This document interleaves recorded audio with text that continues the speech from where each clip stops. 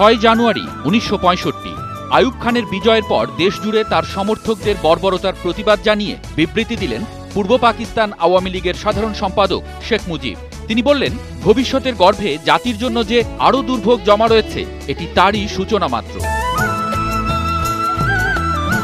6 জানুয়ারি 1967 ঢাকা কেন্দ্রীয় কারাগারে শুরু হলো শেখ মুজিবের বিরুদ্ধে আনীত মামলার শুনানি। পাকিস্তান দেশরক্ষা আইনের ৭ ধারার ৫ উপধারা অনুযায়ী তার বিরুদ্ধে এ মামলা দায়ের করা হয়েছে। গত ২৪ ডিসেম্বর এ শুনানি অনুষ্ঠিত হবার কথা থাকলেও শেখ মুজিবের অসুস্থতার কারণে তা পিছিয়ে দেয়া হয়। 6 জানুয়ারি 1970 পুনরায় আওয়ামী লীগের সভাপতি নির্বাচিত হলেন বঙ্গবন্ধু শেখ মুজিবুর রহমান।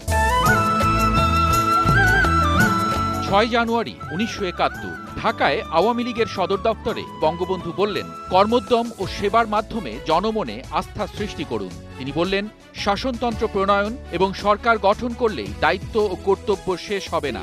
আওয়ামী লীগ ক্ষমতায় থাকলেও কাজ করতে হবে, না থাকলেও কাজ করতে হবে। মন্ত্রিত্বের জন্য আওয়ামী লীগ গঠিত হয়নি, জনগণের সেবার মহান ব্রত নিয়ে আওয়ামী লীগের জন্ম হয়েছিল।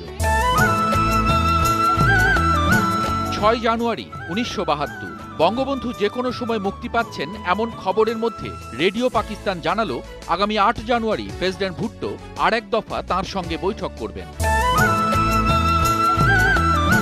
6 জানুয়ারি 1973 গোপালগঞ্জের মধুমতি নদীর তীরে বঙ্গবন্ধু কলেজ ময়দানের জনসভায় প্রধানমন্ত্রী বঙ্গবন্ধু শেখ মুজিবুর রহমান বললেন, সংগ্রাম করেই দেশের কষ্টার্জিত স্বাধীনতাকে রক্ষা করতে হবে। তিনি বললেন, নতুন দেশের স্বার্থের বিরুদ্ধে চক্রান্তকারী কায়েমি স্বার্থবাদীদের ষড়যন্ত্র নস্যাতে দেশবাসী বদ্ধপরিকর।